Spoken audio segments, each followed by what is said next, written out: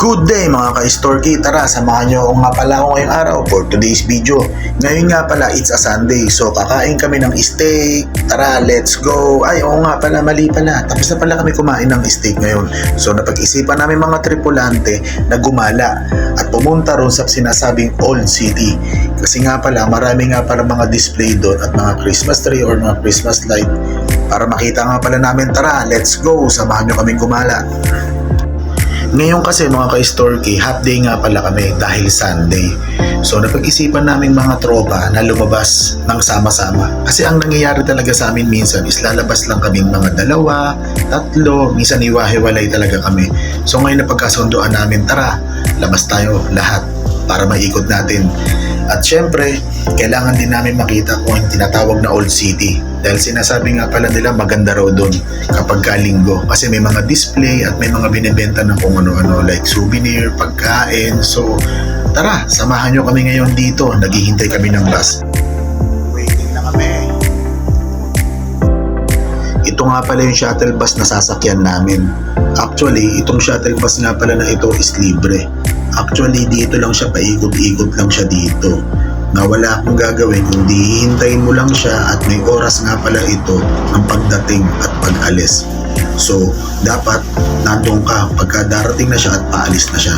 Tara, let's go! Samahan nyo kami ngayon. Maghanap nga pala kami ng ATM. Dahil nga pala si Boson is mag-withdraw ng pera. Pag-sahod. Yan na.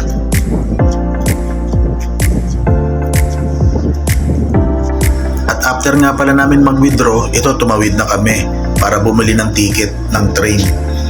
Si Esto lang talaga nakakaalam din sa ticket na to. Kami hindi namin alam talaga.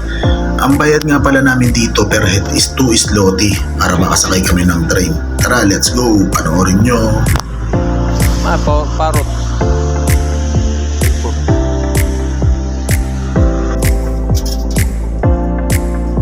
Sukli pa. At eto na nga, naghihintay na kami ng train after namin bumili ng ticket. Siyempre, habang naghihintay, kulitan muna para malibang. Kaya na ang train, tara, sakay na tayo, let's go! Excited na ang tropa para gumala doon sa Old City na tinatawag. Tara, napakasulit na itong gala na mangyayari na to. Abangan nyo, let's go! Tingnan nyo naman yung view, napakaganda talaga, napakalinis talaga. Biglang ganda talaga tong Poland na to. After nga pala na nangyari ng World War, itong Jitang kasi na to, sabog talaga to. As in, wasak talaga to. Kasi sinakop nga pala sila ng mga German ng time ng World War. So tara, let's go. Tingnan nyo yung mga view na mangyayari. Napakaganda, solid, man. Napakasolid talaga, man. Ito na nga ang mga tropa. Habang naglalakad nga pala kami, syempre, hindi rin may iwasan yung mga picture-picture. Kasi nga syempre, minsan lang din makalabas at makagala ng sama-sama. So tara, picture muna tayo.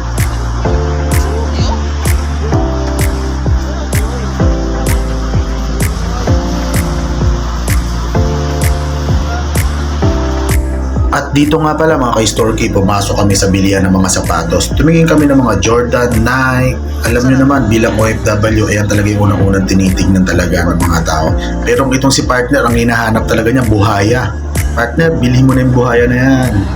At dito nga, mag-i-start pa lang sana kami mag-ikot, pero nakaramdam na kami ng gutom. Tara, let's go!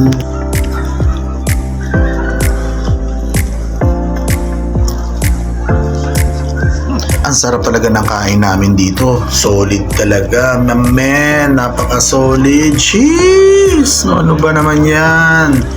Namiss talaga namin kumain talaga. Kung makikita nyo, ubos talaga yung pagkain namin dito. Nagsawa na rin kasi kami talaga sa pagkain sa barko. Kaya talagang sabi nga namin, tara, kain tayo. Bili tayo ng mga KFC, Burger King, kung ano yung mga pwede natin kainin.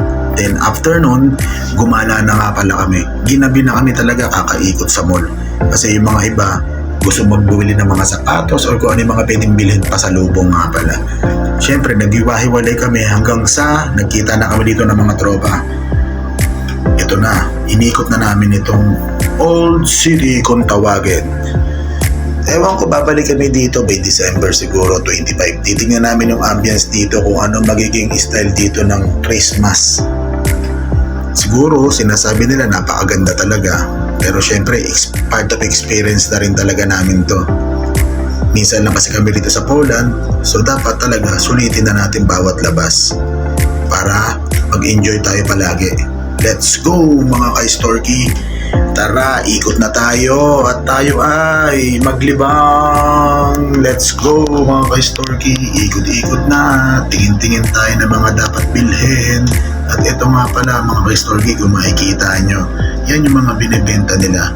Meron sila dyan mga parang maliliit na parang cottage na mga nagbibenta. At napakarami nga rin talang mga tao.